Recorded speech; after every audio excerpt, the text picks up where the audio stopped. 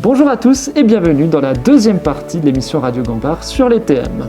Pour cette émission, nous avons décidé d'aller interroger des quatrièmes années qui ont fait leur TM l'année passée et qui sont donc les personnes les mieux placées pour vous donner à vous les troisième années des conseils pour le réussir de la meilleure façon.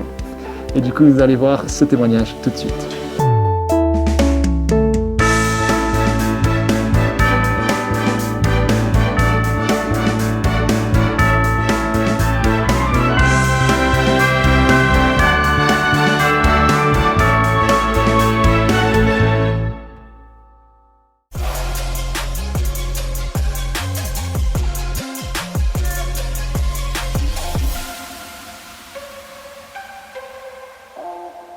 Salut, moi c'est Soumaya, je suis en quatrième année bilingue plus et l'année dernière en tant que TM j'ai fait philosophie en série. Also ich bin Neuballinger aus der 4B1 und letztes Jahr habe ich als Maturaarbeit ein Mini-Unternehmen gegründet, das Mini-Unternehmen Tartifree. Alors je m'appelle Amélie Kadji, je suis en dernière année au Collège de Gambard et j'ai fait un thème sur la pédagogie Montessori. Je suis Charlotte Diaz-Reyero en 4F2 à Gambard, du coup cette année.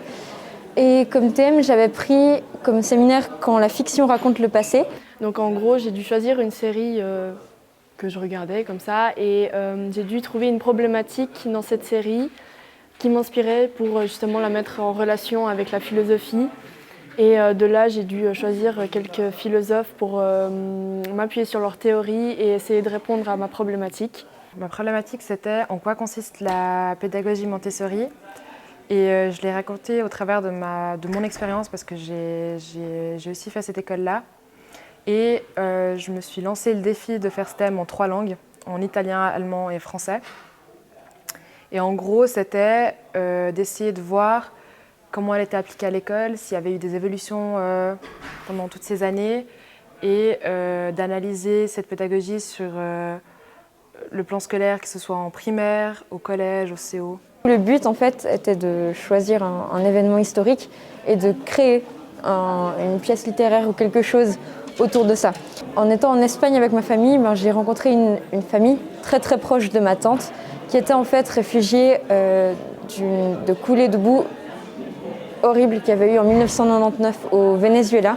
Donc mon but c'était de créer une nouvelle autour de ça en m'inspirant du cadre historique, chronologique, en restant le plus proche possible de l'histoire, en m'inspirant du vécu personnel de cette famille tout en ayant une certaine liberté quand même artistique.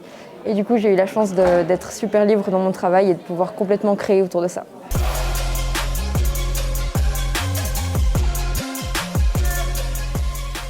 Comment j'ai fait? Alors ça a été très difficile de m'y mettre parce que voilà, c'était assez compliqué. La première partie c'était de visionner ma série.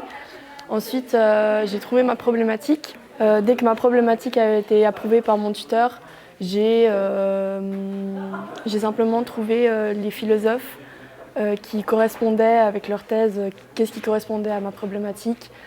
Et j'ai dû faire un travail de recherche dans le sens où j'ai dû lire des livres, trouver ce qui correspondait, quels éléments j'allais prendre, etc. Et ensuite j'ai tout mis en relation avec la série. Et voilà. Also wir mussten ganz am Anfang des Jahres ein Produkt auswählen, dann dieses Produkt vermarkten und verkaufen und im Gange des Jahres einfach Verbesserungen dazufügen und Dokumente schreiben und abgeben. Donc j'ai fait pas mal d'interviews.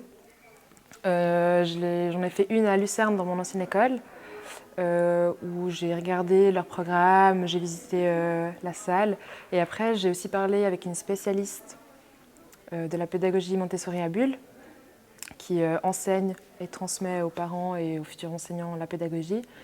J'ai également lu beaucoup d'articles qui parlaient sur ça et aussi j'ai parlé de mon expérience à moi. La plus grande partie en fait venait par coup de génie artistique si je peux dire. Donc j'arrivais pas vraiment à prévoir mon travail à l'avance comme un thème plus classique je pense.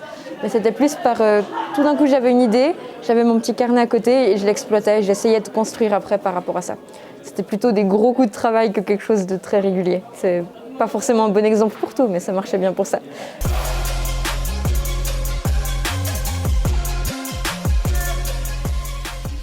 Alors des difficultés, il y en a eu dans le sens où la philosophie c'est assez complexe à comprendre.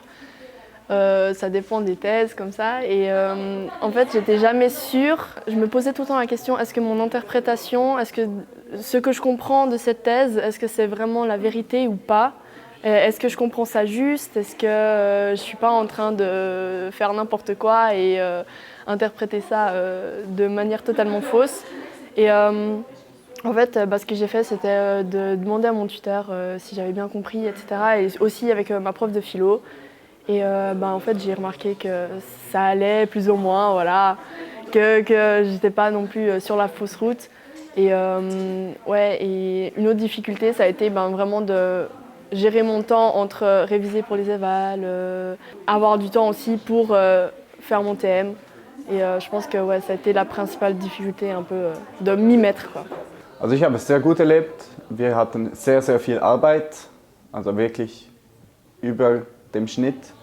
Haben aber auch sehr viel Spaß daran gehabt, konnten auch etwas Praktisches umsetzen, nicht nur auf Papier bringen und konnten auch zu verschiedenen Weihnachtsmärkten und anderen Märkten präsent sein, dort unser Produkt zu verkaufen.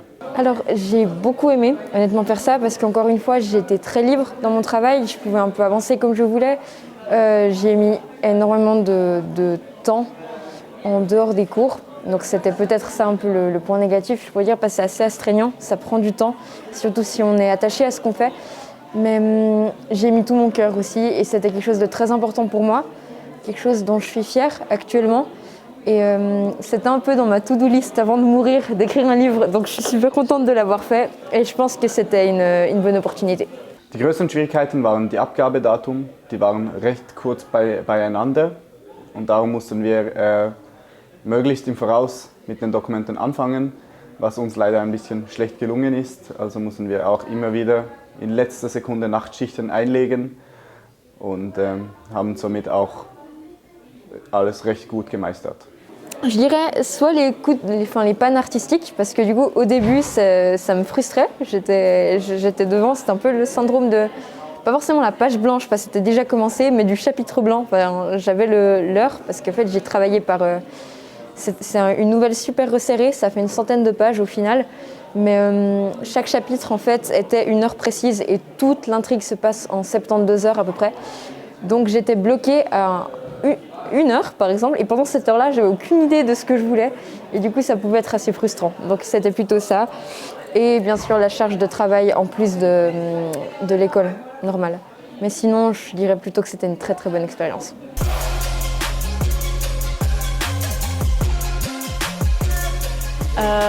Mon conseil pour ceux qui font leur TM ou qui vont faire leur TM, c'est de vraiment établir un espèce de plan un peu où tu vas te dire ok, à ce moment-là, je fais le TM, je m'y mets vraiment à fond pendant, je sais pas, 3 heures ou 2 heures ou bien carrément toute une journée. Moi, par exemple, je me fixais des week-ends où je me disais vraiment là, aujourd'hui, je fais que ça.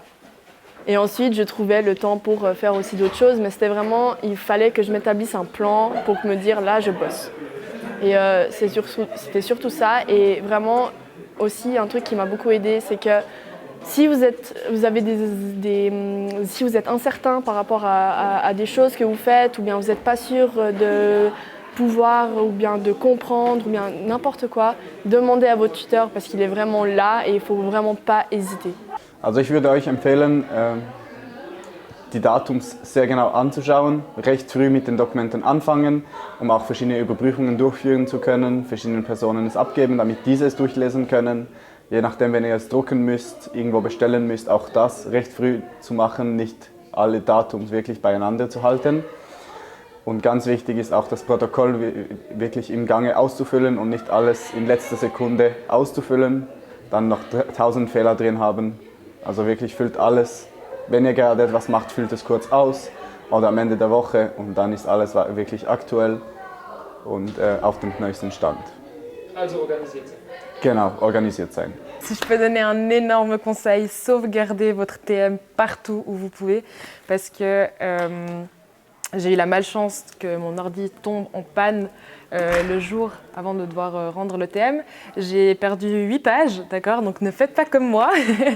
Et j'avais pas sauvegardé la dernière version sur mon disque dur externe et j'ai dû tout réécrire et ça a été genre vraiment une épreuve qui était pas cool du tout. Du coup, si je peux donner un conseil, envoyez votre thème partout, enregistrez et faites-le en avance. Parce que vous verrez que si vous arrivez vers la fin et que vous devez tout écrire, c'est beaucoup de stress. Il y a des examens à côté, c'est la 3e année, c'est une des plus dures. Du coup, voilà.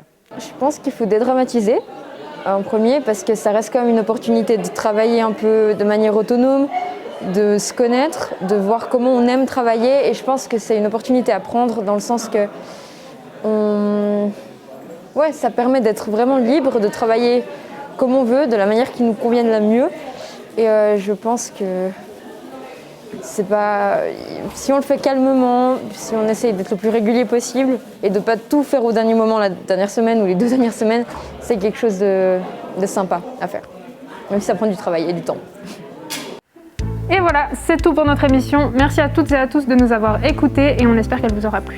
Si elle vous a plu, n'hésitez pas à mettre bien sûr un pouce bleu, écrivez vos avis et vos idées dans les commentaires, abonnez-vous à la chaîne de Radio Gambard si ce n'est pas déjà fait, et nous on se retrouve dans tous les cas pour la 3e partie, la discussion avec les tuteurs dans quelques semaines. Jusqu'à là, on vous dit à la prochaine, portez-vous bien.